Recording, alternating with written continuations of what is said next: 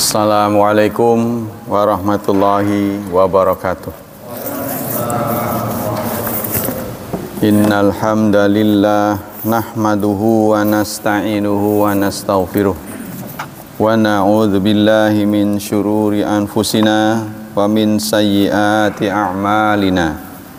May yahdihillahu fala mudhillalah wa may yudlil fala hadiyalah.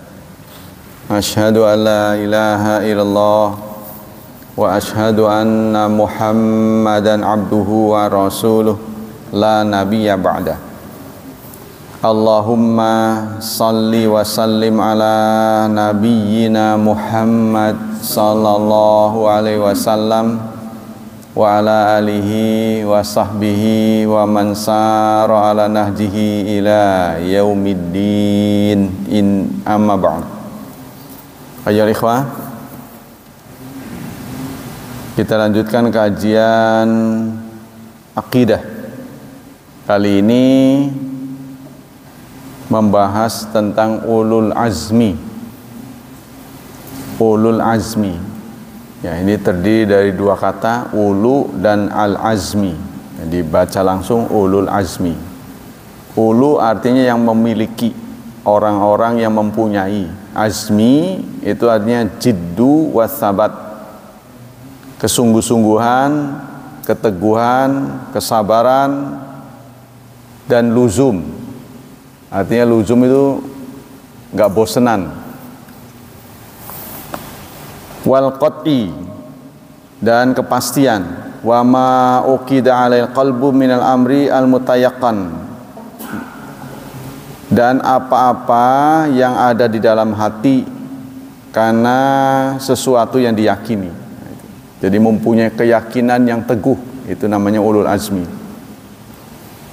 Secara syar'i, ulul azmi diartikan hum majmu'atun minar rusul, himpunan dari rasul-rasul, sekelompok rasul-rasul, min ulis sabat, yang mempunyai keteguhan, wasabri, kesabaran, wal jiddi, dan kesungguh-sungguhan, alladzina, yang umira nabiyuna Muhammadun sallallahu alaihi wasallam ayasfira kasabrihim, yang nabi kita diperintahkan untuk sabar seperti mereka. Ini Allah sampaikan dalam surat Al-Ahqaf, surat ke-46 ayat 35. Fasbir kama sabara ulul azmi minar rusul. Bersabarlah sebagaimana telah bersabar ulul azmi dari rasul-rasul. Definisi yang dicantumkan dalam pengetahuan, ulul azmi adalah sebuah gelar. Ulul azmi adalah sebuah gelar khusus bagi golongan rasul pilihan yang mempunyai prestasi ketabahan luar biasa. Itulah ulul azmi. Wakhtalafa fi ta'yinihim ala aqwalin katsirah. Ulama berbeda pendapat dalam menentukan siapa-siapa yang masuk kategori ulul azmi.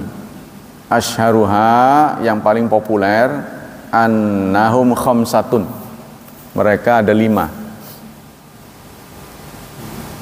Wahum Nuhun, mereka adalah yang 5 itu Nuh, wa Ibrahim, wa Musa, dan Musa, wa Isa, dan Isa, wa Muhammadun sallallahu alaihi wasallam. Wa hadza qaulu jami'in kabirin minal mufassirin. Ini adalah pendapat terbanyak dari mufassirin. Wakila, ada lagi pendapat yang lain, hum kullur rusul. Ulul azmi itu bukan terbatas 5, pendapat yang lain, tapi semua rasul. Fi ayatil ahqaf, dalam ayatil ahqaf, as-sabiqatu bayaniyatun la tam'iyah, la tam'idiyah. Jadi jangan di paro-paro atau jangan digolong-golongkan, semua rasul. Fama min nabiyyin wala rasulin illa wa huwa min ulil azmi wasabri wal mujahadah. maka tidak ada satu nabi, tidak ada rasul kecuali dia masuk kategori ulul azmi. Tapi wal qaulul awal la ya'ni nafyal azmi an siwal khamsah minar rusul. Pendapat yang pertama tidak menafikan keteguhan ya selain dari yang 5. Maksudnya dari rasul-rasul selain yang 5 itu berarti tidak teguh, bukan maksudnya. Bal maknahu anna haulal khamsah hum aktsaru rusul istiqaqan liwasbil azmi wal musabarah. Tetapi maksudnya yang 5 ini punya kelebihan. Jadi nabi-nabi selain dari yang 5 ini juga punya kesabaran, punya keteguhan. Cuma dilihat dari prestasinya lebih banyak pada yang 5 ini. Likamalin wa idhami sabrihim ala adhiyati qaumihim. Karena sempurna dan begitu besar sikap sabar mereka menghadapi adhiyah qaumihim, serangan dari kaumnya. Ya, semua hal-hal yang menyakitkan dari kaumnya itu banyak diderita oleh yang 5 ini. Wa tahammulihim al-masyaq fi sabilid da'wa ila Allah, dan mereka banyak menghadapi kesulitan dalam berdakwah kepada Allah. Bihaitsu idza utlika hadzal wasfu insarafa ilaihim. Jadi kalau secara mutlak disebut ulul azmi, biasanya disematkan kepada 5 rasul.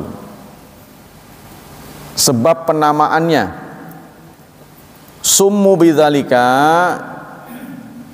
nabi-nabi disebut ulul azmi yang mempunyai azam, mempunyai keteguhan, li'annaum idza azamu ala amrillah fima uhida ilaihim, karena mereka teguh memegang perintah Allah pada apa-apa yang diamanatkan pada mereka. Ya, artinya nggak ditinggal di tengah jalan, semuanya diselesaikan dengan baik. Auli anam qata'u ala iqa bainahum, atau mereka berhasil ya, berhasil mengatasi halangan-halangan yang terjadi. Wa baina man lam yu'min minal ladzina bu'itsu ilaihim, dan berhasil menghadapi orang-orang yang tidak beriman di kalangan mereka. Hakikatul iman bi ulil amri minar rusul ayat takidal muslim. Apa hakikat ulul azmi?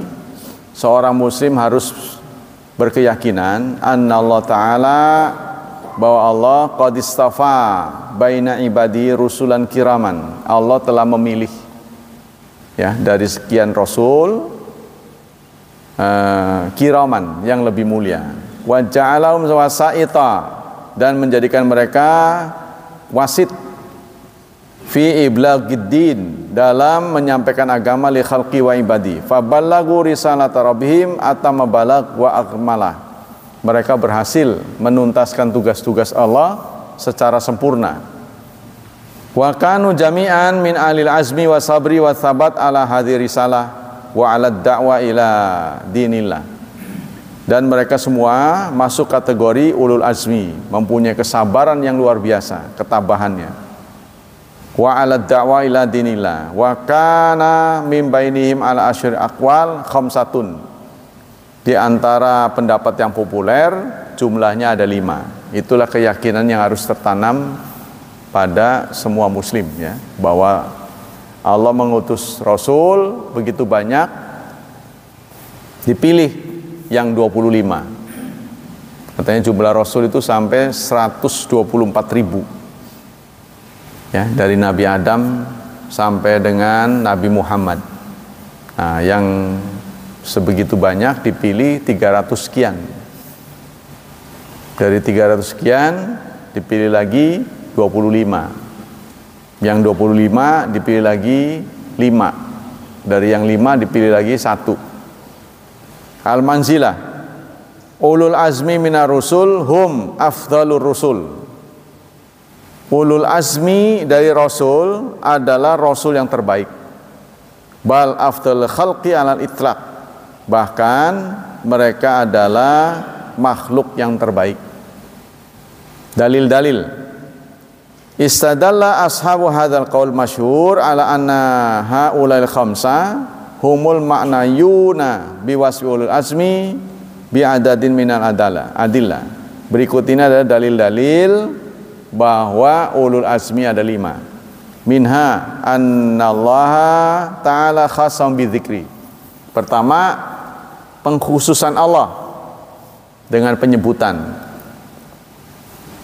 Alan firadihim fi maudhi'ain, yaitu pada 2 tempat ya. Pertama dalam surat 33, surat Al-Ahzab ayat 7. Allah berfirman, A'udzu billahi minasyaitonir rajim. Wa id akhadna minan nabiyyina mitsaqahum. Ingatlah ketika kami mengambil dari nabi-nabi mitsak, mengambil perjanjian. Wa minka, dan dari kamu. Wa min Nuhin, dan dari Nuh. Wa Ibrahim, Musa, Isa, dan Isa ibni Maryam. Ya, jadi kita selaku muslim seakan-akan tidak pernah bersumpah. Ya, seperti orang bekerja itu nggak ada target. Kalau sekarang karena sudah semakin diteliti, semua pegawai pemerintah itu ada targetnya. ASN tuh ada target-target yang harus dicapai. Kalau tidak dicapai nggak naik pangkat. Ya, nah, kita selaku muslim ini tenang karena nggak ada target, ya kan? Apa targetnya? Dari hari ke hari, dari tahun ke tahun nggak tercapai. Apa target? Targetnya apa gitu? Supaya kita bisa husnul khatimah, bisa masuk surga, kan harus ada target minimal yang tercapai. Ibarat orang sekolah lulus itu. Apa targetnya? Nah, kita harus menargetkan sendiri ya. Ya, jadi karena nggak ada target ya begini. Fadzakara ta'ala akhdahul mitsaq, maka Allah menyebut di sini Allah telah mengambil janji dari nabi-nabinya. Dalam surat 33 ayat 7 ini disebut 5 nama. Ya. Ketika kami mengambil janji-janji para nabi dari kamu Muhammad kan, dari Nuh 2, Ibrahim 3, Musa 4, Isa ibni Maryam 5. Disebut 5 nama. Fadzakara ta'ala akhdahu mitsaq minan nabi jumlatan wa nassa minhum ala haula'i al khamsata. Allah menyebut 5. Begitu juga dalam surat 42, surat Asy-Syura. Ya, Allah mengambil 5 nama dari 25 yang disebut dalam Quran ya. Syara'a lakum minad dini ma wassa bihi Nuhan walladzi auhayna ilaik. Allah telah mensyariatkan untuk kamu dari agama. Maksudnya agama. Syariat itu sama dengan agama. Apa yang Allah wasiatkan kepadanya, ya, dengannya kepada Nuh, dan yang Allah wahyukan kepadamu. Nuh, kamu. Nah, Nabi Muhammad 2 udah. Kemudian apa yang kami wasiatkan dengannya kepada Ibrahim, Musa, Isa, disebut 5. Wa min dzalika anna haulal khamsa humul ladzina yataraja'una syafa'ata ba'da abihim Adam. Dan petunjuk lain bahwa ulul azmi ada 5, nanti besok di akhirat 5 nabi inilah yang dijadikan rujukan ketika mereka minta kepada Nabi Adam, terus Nabi Adam menolak. Ya. Jadi manusia nanti di alam mahsyar minta kepada Nabi Adam, karena Nabi Adam lah moyang manusia ya. Tapi Nabi Adam menolak, jangan saya, karena saya tidak bagus prestasinya.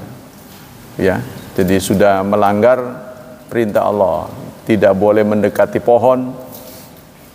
Tapi Nabi Adam makan, jangan saya. Nah, kemudian mereka datang kepada nabi-nabi, yaitu 5 ini. Kepada Ibrahim, Nuh, Ibrahim, Musa, Isa. Nah, terakhir mereka semua menolak. Lalu mereka datang kepada Rasulullah SAW.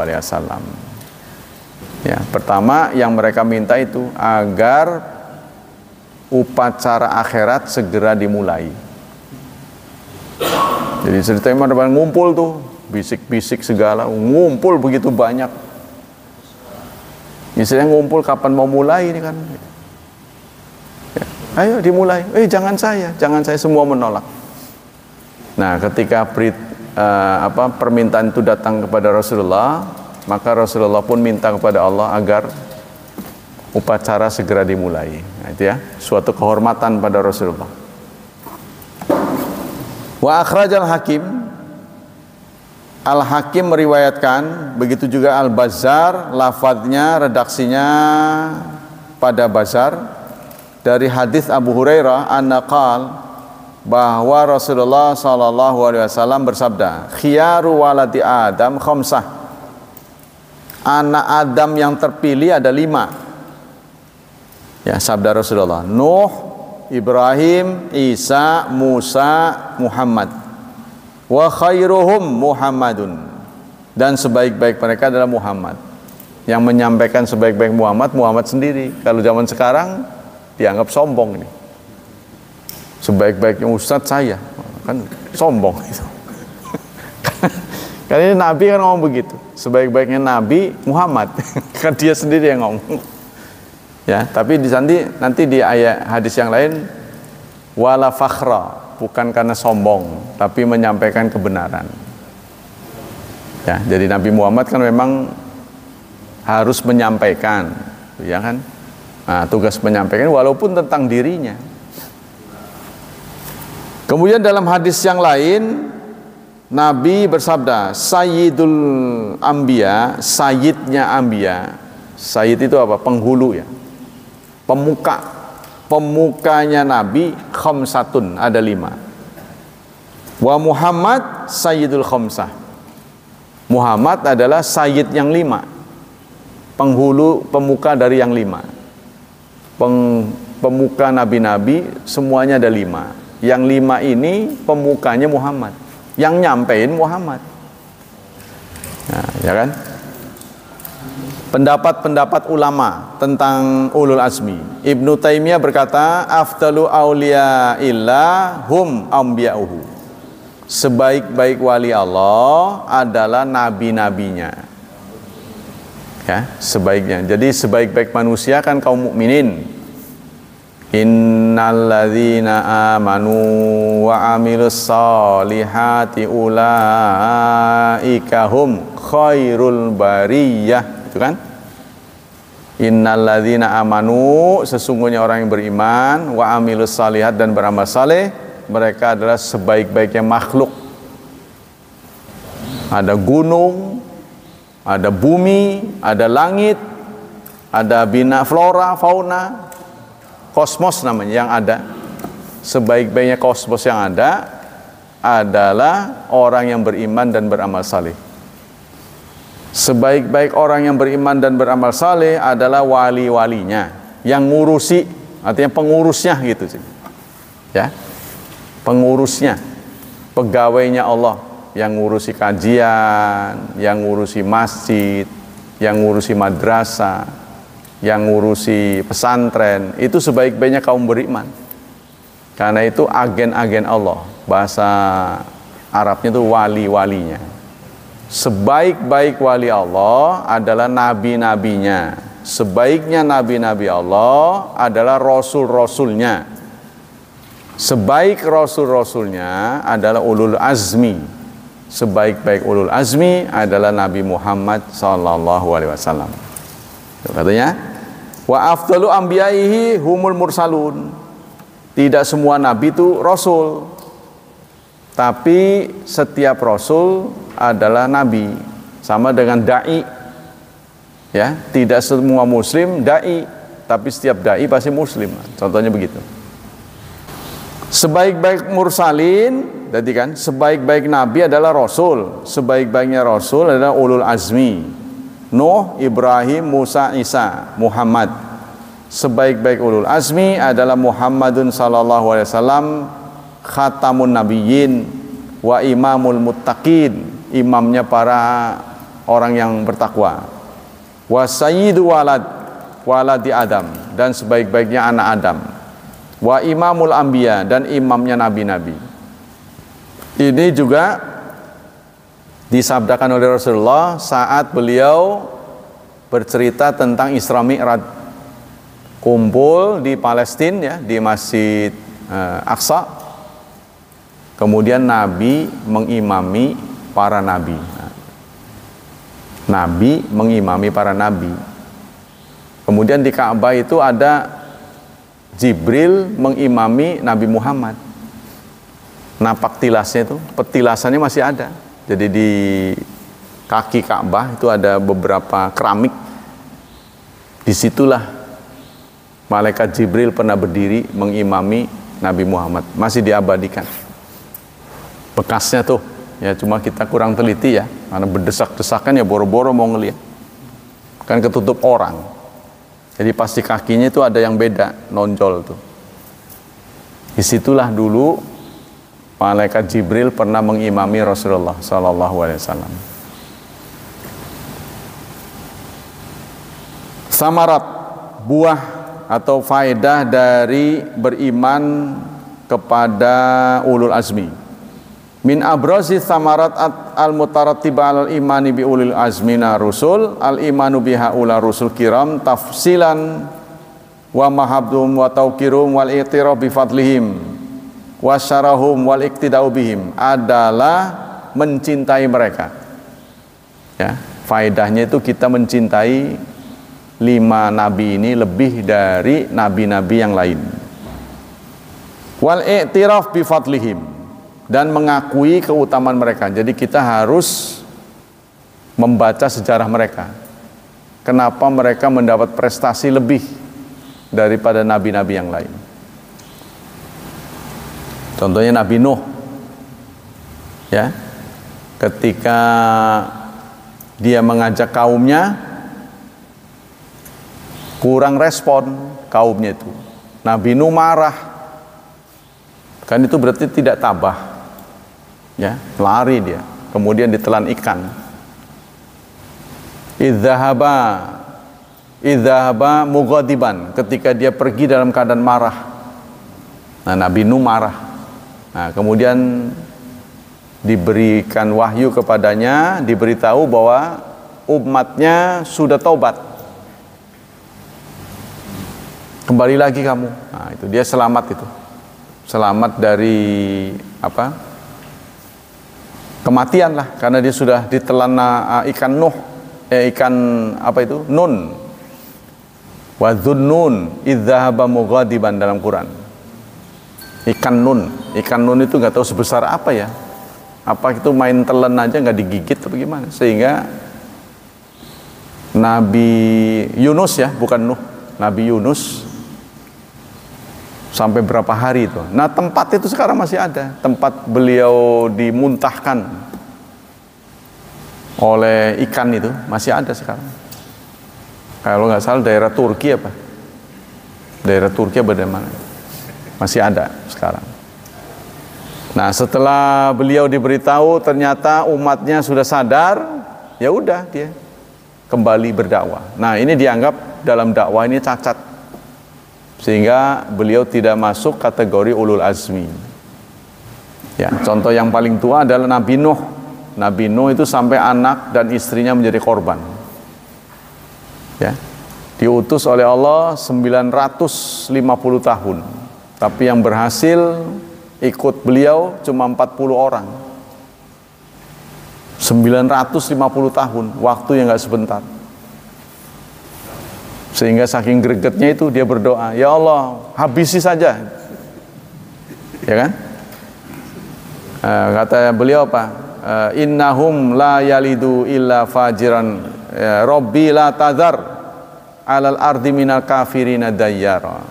Ya Tuhan, jangan sisakan sedikit pun orang kafir di dunia ini. Innaka, sesungguhnya engkau, intazarhum, jika engkau biarkan, engkau sisakan, la yalidu, mereka tidak lahir, tidak melahirkan, illa fajiran kafara, kecuali kafir lagi. Udah yang ada ini habisin aja, saking gregetnya. Karena ucapannya itu dia nggak sadar bahwa tanpa keberadaan orang kafir maka orang Islam menjadi nihil. Nggak ada orang kafir, bagaimana mungkin orang bisa disebut Islam? Ya kan? Nah, kita bisa lihat pada kerbau, sapi, nggak ada yang muslim, maka mereka juga nggak bisa disebut kafir. Ya kan? Kerbau muslim, kerbau kafir nggak ada, karena di sini nggak ada yang nakal. Jadi kalau nggak ada yang nakal, mana ada yang baik? Kayak begitu. Ada yang baik ini kan ada yang nakal. Ada hitam, ada tidak hitam. Ada terang, ada gelap. Kalau nggak ada terang, mana ada gelap? Nah, giliran Allah timpakan kepada anaknya, beliau sudah berusaha, ya. Qala Nuhun ibnahu, ya bunayya la tarkam ma'ana, wahai anakku, ya, marilah kamu naik ke bahtera ini, wala takum ma'al kafirin, jangan ikut orang kafir. Terus qala, nah anaknya berkata, sa'awi ilal jabal, saya akan naik gunung, ya'simuni minal ma, yang akan menyelamatkan aku dari banjir bandang. Diduga itu tsunami. Nah, setelah berkata begitu, belum sampai selesai, wahala bainahuma al mauju, wahala bainahuma al mauju fakana minal mughraqin. Mereka pun dihalangi oleh ombak besar dan tenggelamlah anak Nabi Nuh. Lalu Nabi Nuh berdoa, Rabbi innabni min ahli, ya Tuhan, anakku dari keluargaku. Wa inna wa'dakal haq, sesungguhnya janjimu benar. Wa anta ahkamul hakimin, dan engkau adalah hakim yang paling bijaksana. Allah menegur Nabi Nuh, innahu laisa min ahlika, dia bukan ahlimu. Jadi Allah nggak menegur mengatakan dia bukan anakmu. Jadi anak dan orang tua nggak bisa dipisahkan, karena itu sudah takdir. Tapi bukan ahlimu, disebutnya bukan ahlimu. Ya, ketika waris juga nggak disebut dengan keturunan, tapi ahli waris. Ya kan? Jadi kalau orang terpisah dengan agama Islam, walaupun mereka satu darah, satu musim, satu bukan, maka otomatis keluar dari ahli waris. Sama dengan ini, Nabi Nuh keluar dari ahli waris. Sesungguhnya dia bukan ahlimu. Innahu amalan ghairu salih, karena amalnya tidak saleh. Lalu Allah mengancam, jangan pernah berlaku bodoh. Ya, kalau dalam tafsir yang lain, jika kamu lanjutkan komplain, kalau komplain terus, bisa-bisa kamu yang nanti kena siksa Allah. Nah, maka Nabi Nuh bertobat. Ya udahlah, kalau itu sudah menjadi takdir. Nah, sebagian ahli tafsir mengatakan itu justru doa Nabi Nuh yang mengatakan itu tadi, jangan biarkan hidup. Nah, ya, jangan biarkan hidup sehingga dimusnahkan semuanya. Nah, dugaan kuat di zaman banjir Nabi Nuh inilah binatang-binatang besar seperti dinosaurus, apalagi namanya yang belakangnya saurus, Tyrannosaurus apa gitu, ya, itu musnah. Binatang-binatang purba itu musnah. Diduga itu di situ waktu itu. Pastawat alal judi. Kemudian Nabi Nuh, bahtera Nabi Nuh berlabuh di Judi. Nah, Judi ini menjadi kontroversi di mana? Ada yang mengatakan di Rusia, masih ada bekas-bekasnya sampai sekarang, katanya begitu. Wallahu a'lam. Nah, itulah yang terjadi pada anak manusia ya, yang bernama Nabi Nuh dan anak istrinya. Anak istrinya juga tidak beriman. Jadi nggak heran, yang namanya kesolehan itu tidak bisa diwariskan. Termasuk anak kita. Walaupun kita ingin anak kita itu benar seperti kita, umpamanya. Kalau Allah tidak berkehendak, nggak bisa. Ada satu ungkapan dalam hadis, al-adab minal ab, wassalah minallah. Adab bisa didiktekan oleh bapak, tapi kesolehan hanya dari Allah. Hak prerogatif Allah. Kita nggak bisa mendiktekan kamu harus soleh, walaupun kita kepengen luar biasa, tetap aja dia begitu. Ya, kesolehan itu hak mutlak milik Allah. Kalau kesolehan itu milik manusia, pasti tidak terjadi peristiwa Abu Talib, peristiwa Abu Lahab, paman Rasulullah yang menentang itu. Apalagi dai-nya, dai terbaik, yaitu Rasulullah SAW, itu pun nggak mau didengar gitu kan. Apalagi kita, bahasa Arab udah ngerti dia tuh, ya kan orang Arab ngerti bahasa Arab. Kalau kita kan perlu ngaji. Khalafar Rafidah. Nah, kemudian pendapat itu tadi ya. Jadi setelah ini dalam surat Al-Isra, surat Al-Baqarah 253.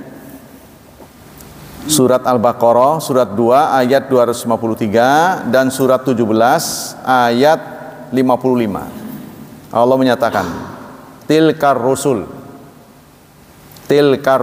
itulah rasul-rasul. Faddalna, kami lebihkan, ba'dahum ala ba'd, sebagian di atas sebagian. Minhum man kallamallah, di antara mereka ada yang Allah berkata-kata. Nabi Musa ini adalah satu nabi yang diberi keistimewaan bisa ngomong langsung dengan Allah. Nabi kita aja enggak. Ya, nabi kita menerima wahyu itu lewat Jibril. Tapi Nabi Musa langsung. Nah, ini keistimewaan Nabi Musa. Wa rafa'a ba'dahum ba'din. Wa rafa'a ba'dahum darajat. Dan Allah mengangkat sebagian mereka derajat-derajat. Nah, jadi kalau Nabi aja dibeda-bedain, apalagi yang bukan Nabi. Dalam surat 17 ayat 55 Allah menyatakan walaqad faddalna, dan sungguh-sungguh kami telah mengistimewakan, melebihkan ba'dhan nabiyyin, sebagian nabi-nabi ala ba'din, di atas yang lain.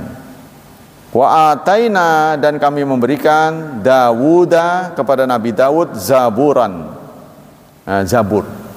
Nabi Dawud juga punya keistimewaan.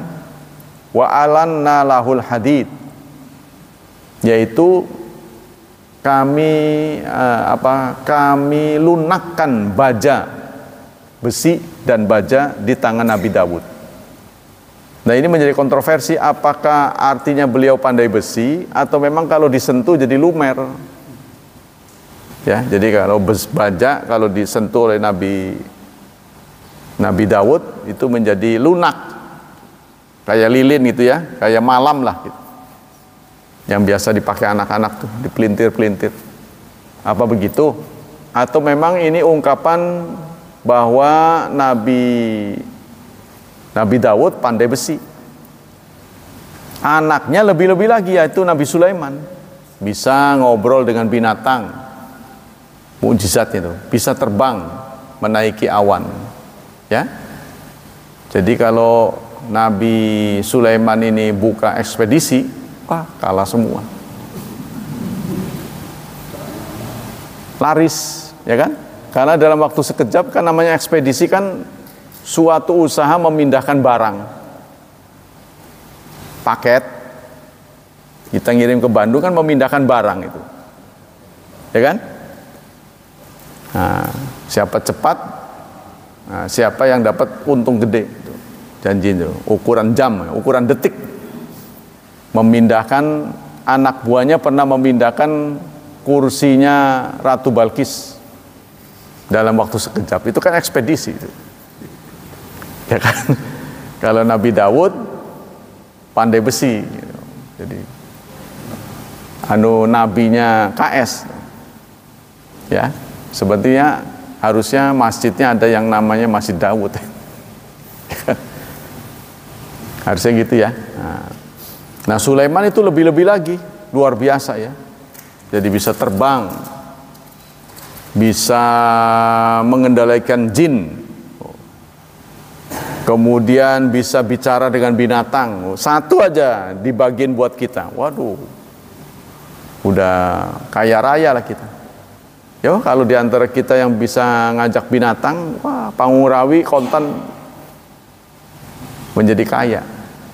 Ya, kita buat saja gedung, orang yang mau nonton bayar.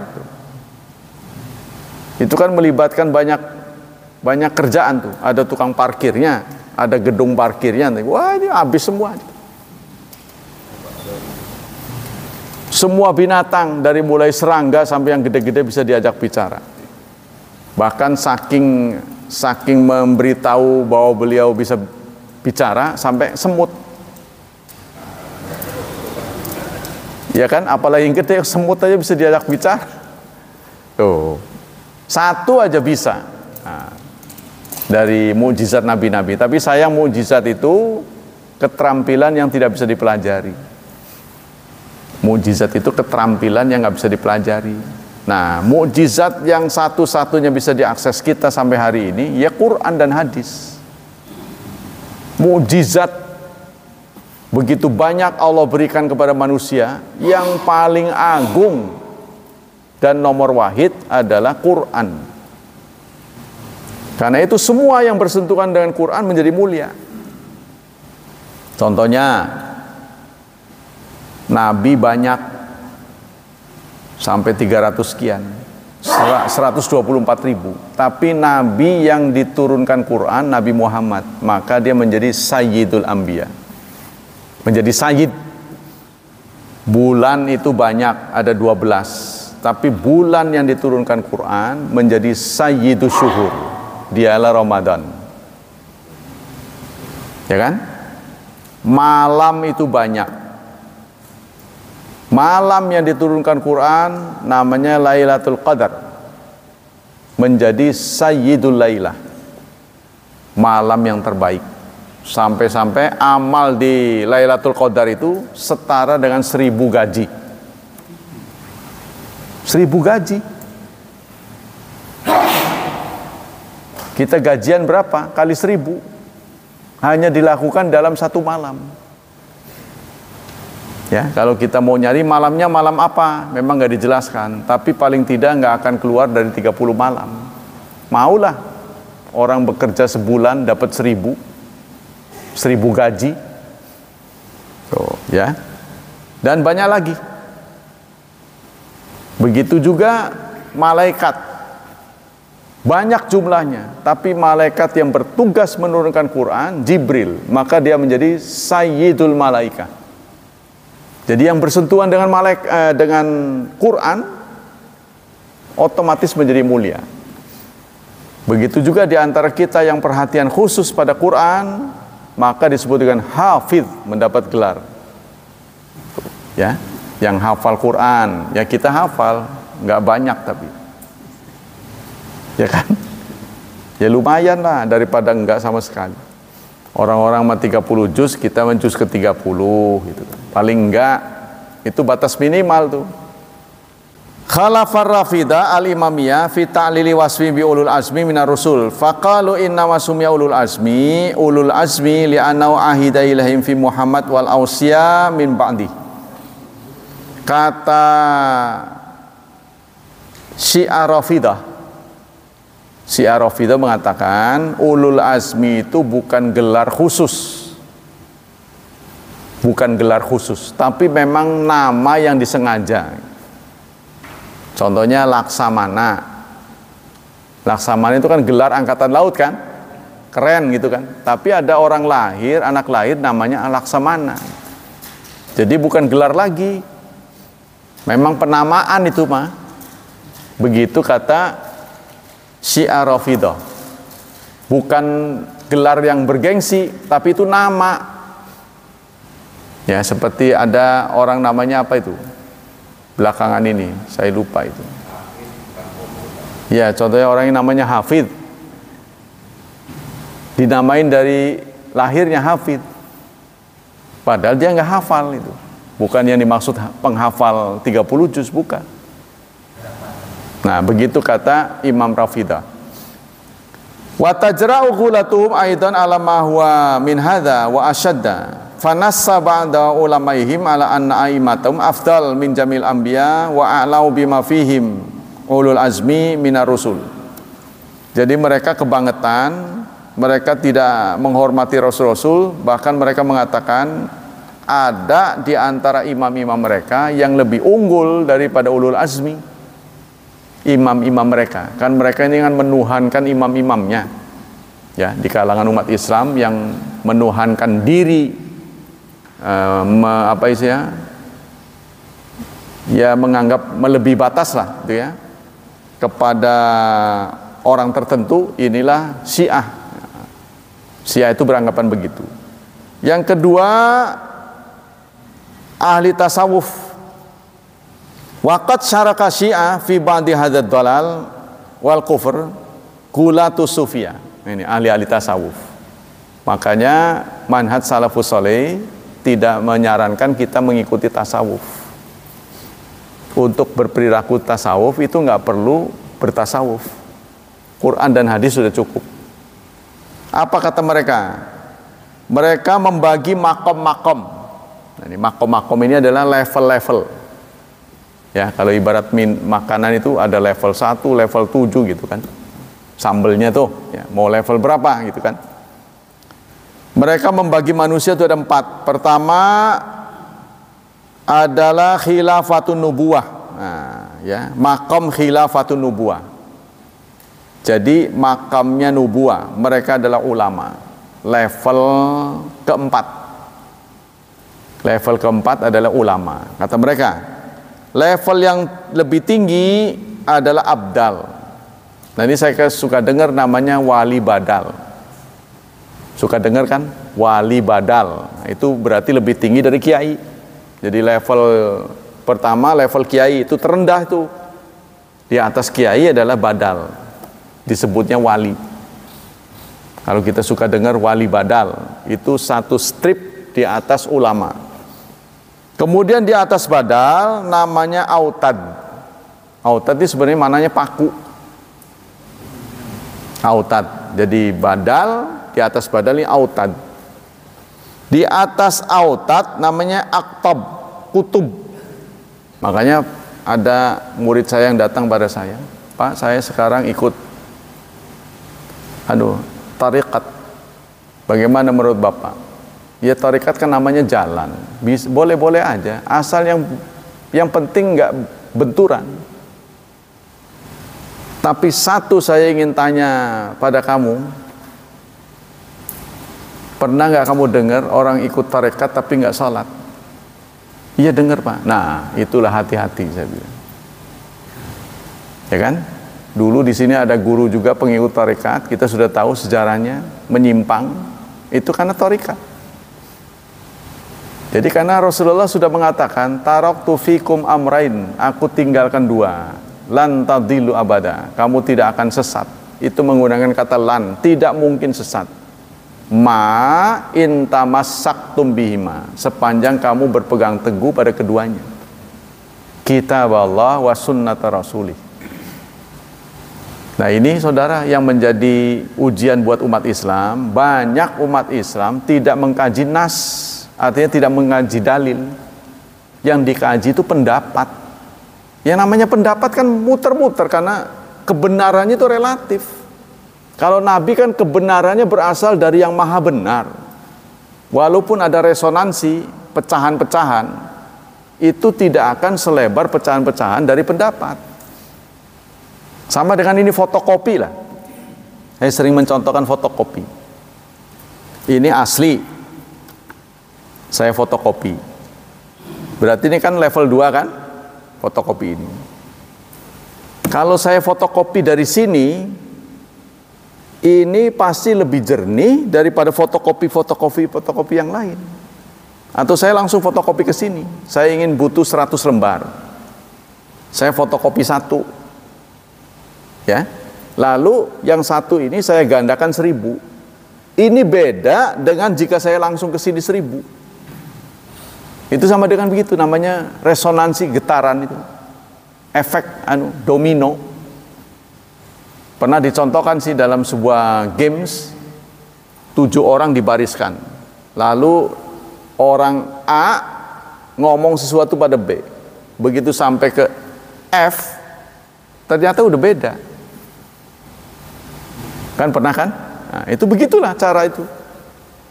Nah, umat Islam itu menggunakan ini dengan mustalahul hadis, dengan ittisalus sanad. Kamu dari siapa, dari siapa, dari siapa. Ini ternyata umat Islam berhasil menjaga dalil dari penyimpangan. Itulah yang dikenal dengan ada sahih, hasan, dhaif. Nah ini kalau masuk ke tadi ke ulama-ulama, ini terjadi perubahan-perubahan. Jadi alamnya alam gelap mereka itu. Nanti ada praktek ibadat tertentu, praktek ini. Nah, sekarang itu saya sebutkan viral. Seorang ulama yang menyatakan namanya itu Kiai Haji Saiful Karim. Sekarang tuh sering tampil itu. Saya heran itu. Kenapa yang begini-begini dibiarkan gitu. Jadi dia contohnya gini. Saya heran gitu. Ada lantai masjid ditulis batas suci gitu. Dia bilang gitu, batas suci. Suci kok dibatasin katanya. Yang namanya suci itu umat Islam semuanya suci gitu. Nggak usah dibatas-batasin, kata dia. Dia ingin mengatakan bahwa seakan-akan suci itu, batas itu sampai masjid katanya. Di luarnya nggak suci. Loh, sampai ini nggak ngaji najis apa gimana sih? Kan maksudnya suci itu najis atau tidak najis? Jadi menempatkan batas suci itu benar. Beda dengan gereja. Kalau gereja kan sendalnya dibawa masuk. Ya, mau dia bawa kotoran apa enggak itu terserah. Yang penting pengertian itu umum. Kalau nggak bau, nggak kotor, nggak ngeres, nah itu mereka anggap bersih. Begitu juga dia nyerang haji, seakan-akan ke tanah suci. Emang tanah yang suci cuma di situ doang? Nah, ini gimana sih? Jadi membuat emosi kita itu marah gitu, naik gitu mendengar ini. Kenapa dibiarkan ini? Yang kemarin ini banyak lah yang sudah beredar. Ada yang menamakan diri doktor, nggak tahu diperiksa dokter yang benar apa enggak gitu kan.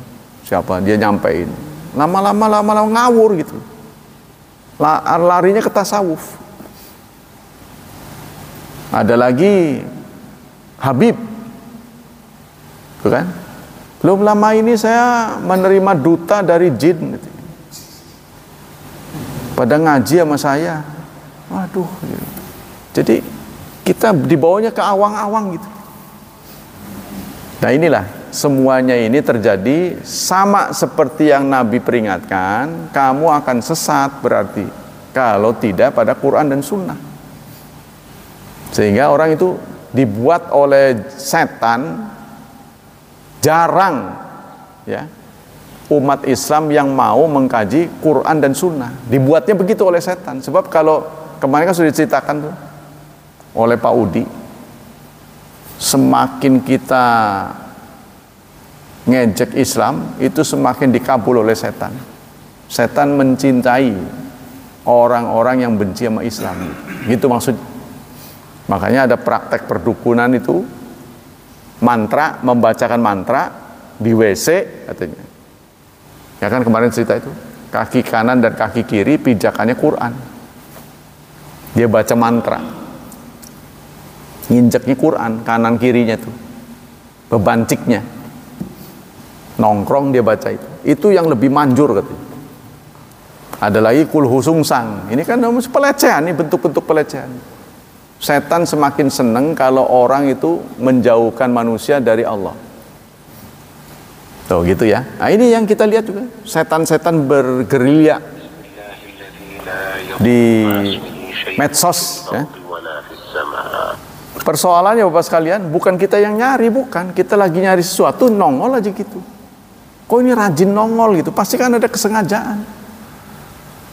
Sementara kita nggak akan bisa membaca yang kita baca kalau dia belum selesai itu. Bisa dibuat begitu tuh. Ya kan? Jadi kalau kita pencet, tetap aja dia nongol lagi. Sampai dia selesai, ada detiknya. Ah, baru kita bisa baca yang kita mau. Ya, jadi kita dikuasai mereka. Nah, inilah. Makanya hati-hati. Kalau kita sih mungkin sadarnya lebih bagus lah.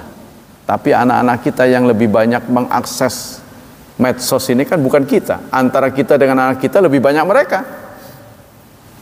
Nah ini yang bahaya gitu loh. Maka harus nasihat ada itu ya. Harus dinasihati. Coba kita supaya bisa tahu ini salah, coba sekali-kali nonton gitu. Dibuka ya, membrowsing internet. Pasti ada dia itu. Anehnya itu kok laris manis gitu. Nah ini pasti ada tujuan tertentu. Nah semoga Allah senantiasa melindungi kita. Semoga Allah melipat gandakan pahala kita. Semoga Allah melindungi dan menyelamatkan kita dari wabah dan fitnah, dari syubhat dan syahwat. Serta Allah berkenan menghadiahi masa depan yang cerah, mentakdirkan anak cucu kita, keturunan kita menjadi hamba Allah yang salih dan salihat. Subhanakallah wa bihamdik asyhadu an la ilaha illa anta astaghfiruka wa atubu ilaik. Wassalamualaikum warahmatullahi wabarakatuh.